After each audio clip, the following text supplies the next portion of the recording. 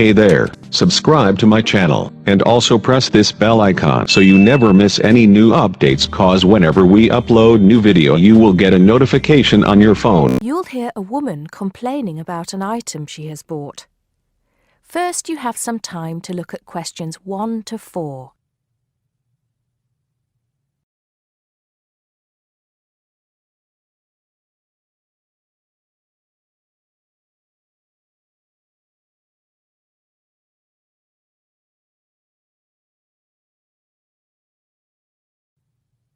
Now we shall begin. You should answer the questions as you listen because you will not hear the recording a second time. Listen carefully and answer questions 1 to 4. Smart Electricals, Mike speaking. How may I help you today? Good morning. I'm calling to complain about an item I recently purchased from your company. I'm not happy with it. Oh, I'm really sorry to hear that. I'll take you through the company's complaints procedure. I'll need to retrieve your files from our records so that we can discuss the problem properly and find a solution. I'll need to take some details from you first. Is that okay? Okay, but I don't have a lot of time. Will it take long? Not long, madam. Can I first take your name? Yes, it's Susan Yorke. Y-O-R-K-E. Okay. Can I have the address, please? Yes, it's Flat 1, 25 Alpine Avenue. That's A-L-P-I-N-E Avenue, Harchester. The postcode is HA6 5LD. Okay. Next. Could you give me your telephone number? Preferably one that we can call you on during normal working hours. Well, the home one is 01734 525 268. But you're only likely to catch me on that number in the evenings. I usually have my mobile phone with me during the day, though. It's probably best to take that number then. All right. My mobile number is 0781 233 452. And do you have the order reference number on you, by any chance? Well, I have the receipt that the camera came with in front of me. Ah, good. Which number is it? It's a bit confusing. It should be the 7-digit number on the top left corner of your invoice. Let me have a look. I need my glasses. Found it. It's DMX8443. Thanks. Now, when did you purchase the item? Well, the camera was delivered last Monday, on the 1st of February. I ordered it online about 2 weeks before that, but I can't remember the exact date. If you have another look on the invoice receipt, the date should be there. Oh, yes. Here it is. January the 15th.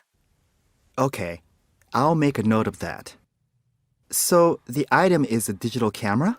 Yes, it's the Aqua PowerShot model in silver. Thank you. Did you take out any kind of insurance when you bought it? Well, no, it was on special offer. I didn't need to pay any extra for the insurance because it came with a special 4-star policy. Well, it means you're fully covered for at least another 3 years. Before you hear the rest of the conversation, you have some time to look at questions 5 to 10.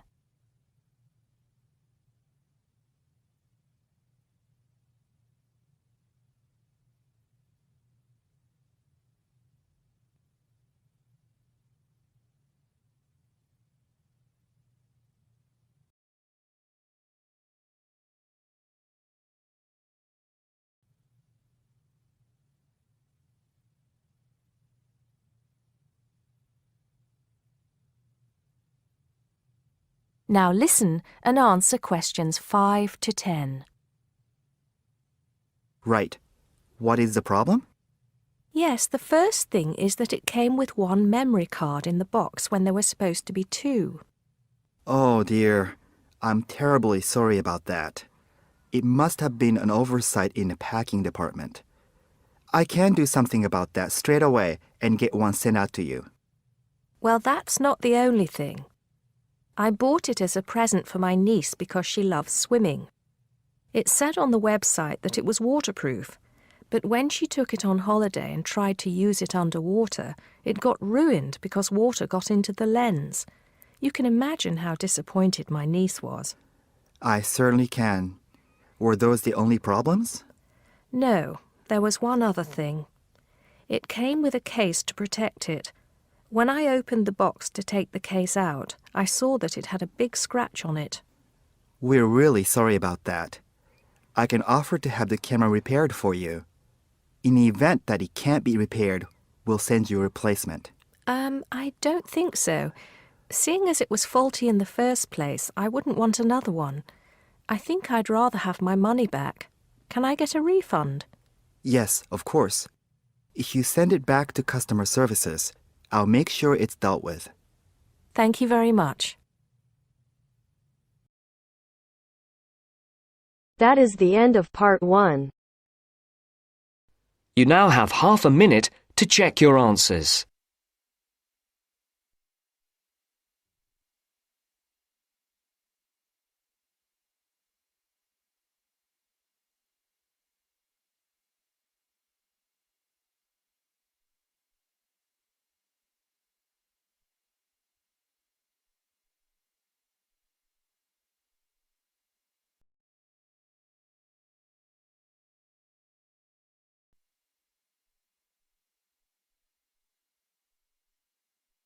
Now turns to part 2. Part 2. Section 2. You are going to hear a lecture about dining services. First, you have some time to look at questions 11 to 14.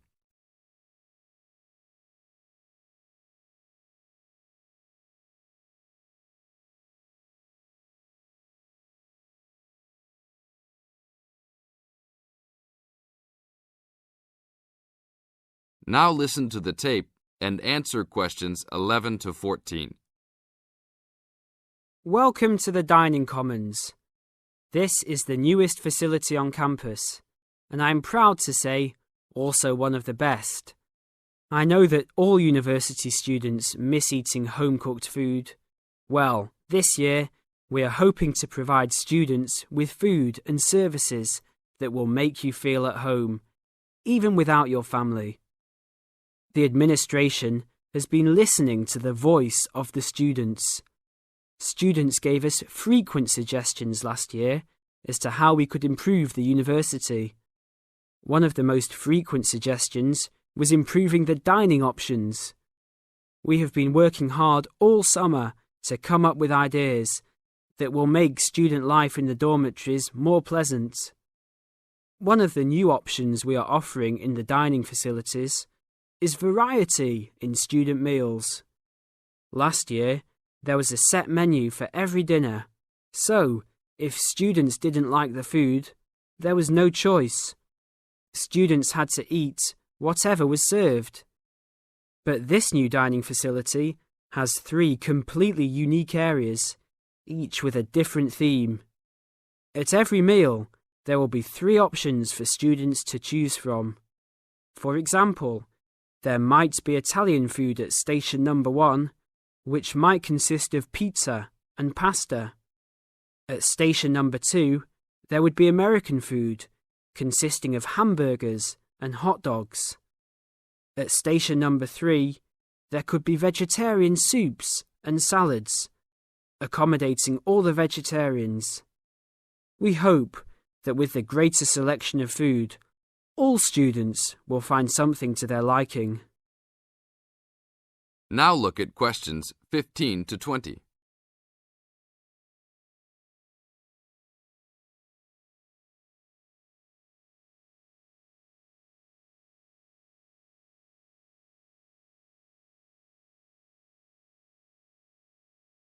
Now listen to the tape and answer questions 15 to 20. Not only will students have more options, the food will also be better. Each section of the facility will have a head chef. These are real chefs that have been trained in culinary school and have been hired specifically by the school to work in the dining facilities. All of the chefs have a speciality. The school is hoping that these chefs will prepare better tasting and more nutritious food. Every student will be able to make suggestions and also give their input as to which menus taste better. Last year, many students complained that the dining facilities didn't have very convenient hours. This year, we hope to change that. We will open for breakfast at 6 a.m. to accommodate all the early risers. In the evenings, we will open until midnight for all the students that like to go for a late night snack. The afternoons will still remain closed, but we will have a student store open that will provide all students with drinks and fruit. The student store will be open every day from 2 p.m. to 5 p.m. Every student that has paid full tuition and dormitory fees has already paid for their dining facility fees. Students can eat at any time and in any amount for free. If you are a student that does not live in a dormitory, you can still purchase a dining facility card. This card will entitle you to the full services of the dining facility. This card is available only for students and is not open to the general public. If you are not a student and wish to dine here, you must purchase meals at the door. There are a few rules to follow. Even though we do not limit the amount of food that can be taken, we do not want students to waste food. Please do not take more than you can eat. Also, every student must clean his or her own trays and plates. We will provide plates and trays for student use, but please do not abuse these items. Please do not leave your plates on the tables. Your parents are not here to clean up after you anymore, so I hope all students will be responsible. Thank you for your attention and enjoy the upcoming year. That is the end of part 2. You now have half a minute to check your answers.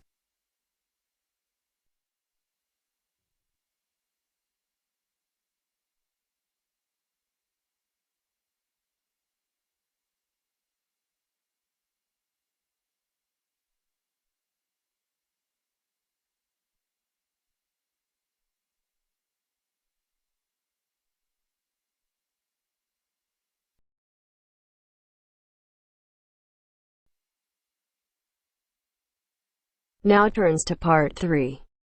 Part 3. You'll hear an introduction about the process of producing stamps.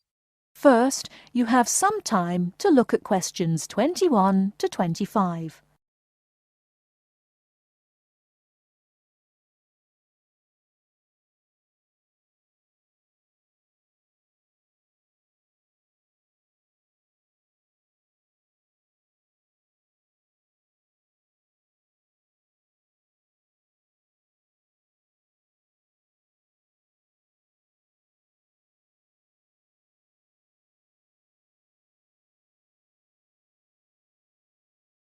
Now listen carefully and answer questions 21 to 25. Hello, and welcome to this week's edition of Tell Me More, the program where you ask the questions and we provide the answers. And we've had a wide variety of questions from you this week. And the subject we've picked for you this week, in response to your many letters, is the production of postage stamps. And as usual, we've been doing our homework on the subject. So, who designs the postage stamps that we stick on our letters? Well, in Australia, the design of postage is in the hands of Australia Post. In Britain, it's the Royal Mail that looks after stamps, and it seems that both countries have a similar approach to the production process. We discovered, to our surprise, that it can take up to 2 years to produce a new postage stamp. Why is that, I hear you ask? Surprisingly, it can't be all that difficult to design a stamp. In fact, it isn't. But it seems it's a lengthy business. Firstly, they have to choose the subjects, and this is done with the help of market research. Members of the general public, including families, are surveyed to find out what sorts of things they would like to see on their stamps. They are given a list of possible topics and asked to rank them. A list is then presented to the advisory committee, which meets about once a month. The committee is made up of outside designers, graphic artists, and stamp collectors. If the committee likes the list, it sends it up to the board of directors, which makes the final decision. Then they commission an artist. In Australia, artists are paid $1,500 for a stamp design and a further $800 if the committee actually decides to use the design.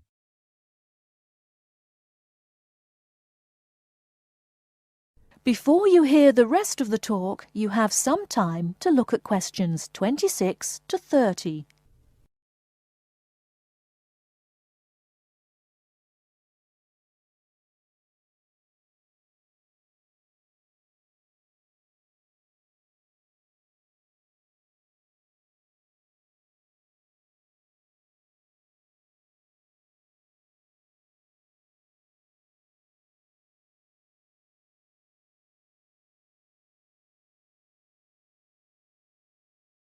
Now listen and answer questions 26 to 30. So there's a possibility that a stamp might be designed, but still never actually go into circulation. So what kind of topics are acceptable? Well, the most important thing is that they must be of national interest. And because a stamp needs to represent the country in some way, characters from books are popular, or you often find national animals and birds. So, of course, the kangaroo is a favourite in Australia.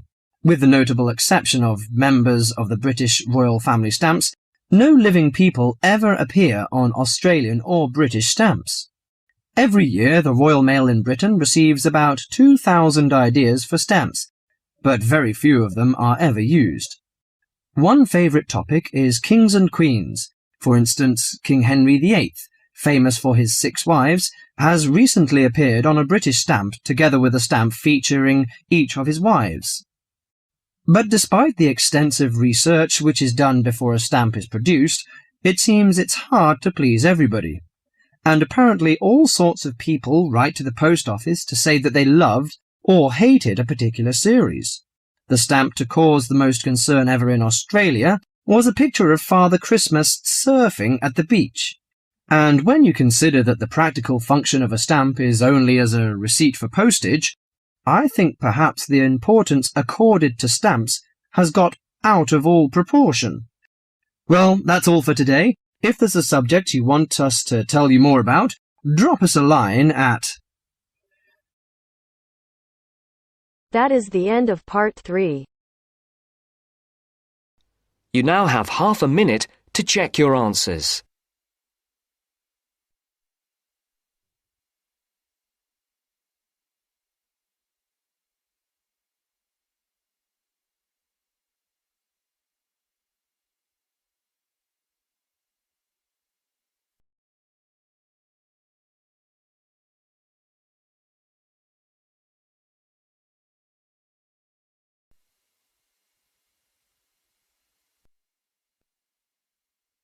Now turns to part 4.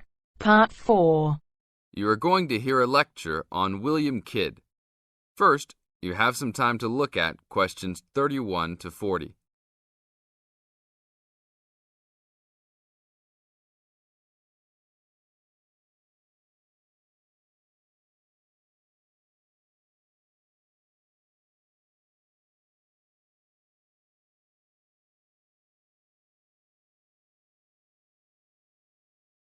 Now listen to the tape and answer the questions. A Pirate Story, William Kidd. William Kidd, who was better known by the name Captain Kidd, was a 17th century British privateer and semi-legendary pirate who became celebrated in English literature as one of the most colourful outlaws of all time. Fortune seekers have hunted his buried treasure in vain through succeeding centuries. Kidd's early career is obscure. It is believed he went to sea as a youth. After 1689, he was sailing as a legitimate privateer for Great Britain against the French in the West Indies and off the coast of North America.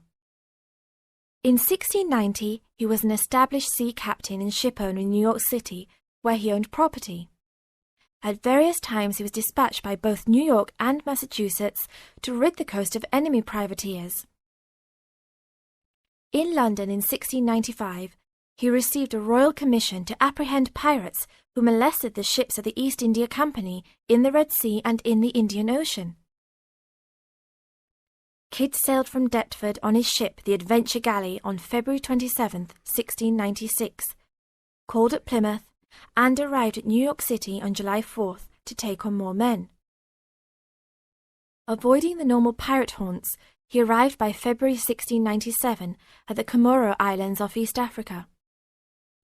It was apparently some time after his arrival there that Kidd, still without having taken a prize ship, decided to turn to piracy. In August 1697, he made an unsuccessful attack on ships sailing with mocha coffee from Yemen, but later took several small ships.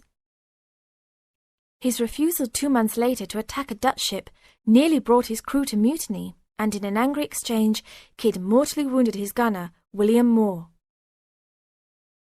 Kidd took his most valuable prize, the Armenian ship Quetta Merchant, in January 1698, and scuttled his own unseaworthy Adventure Galley. When he reached Anguilla in the West Indies, April 1699, he learnt that he had been denounced as a pirate. He left the Quetta Merchant at the island of Hispaniola, where the ship was possibly scuttled. In any case, it disappeared with its questionable booty, and sailed in a newly purchased ship, the Antonio, to New York City, where he tried to persuade the Earl of Bellamont, then colonial governor of New York, of his innocence. Bellamont, however, sent him to England for trial, and he was found guilty, May 8th and 9th, 1701, of the murder of Moore and on 5 indictments of piracy. Important evidence concerning 2 of the piracy cases was suppressed at the trial, and some observers later questioned whether the evidence was sufficient for a guilty verdict. Kidd was hanged, and some of his treasure was recovered from Gardiner's Island off Long Island. Proceeds from his effects and goods taken from the Antonio were donated to charity. In years that followed, the name of Captain Kidd has become inseparable from the romanticized concept of the swashbuckling pirate of Western fiction. Among other stories concerning caches of treasure he supposedly buried is Edgar Allan Poe's The Gold Bug. That is the end of part 4. You now have half a minute to check your answers.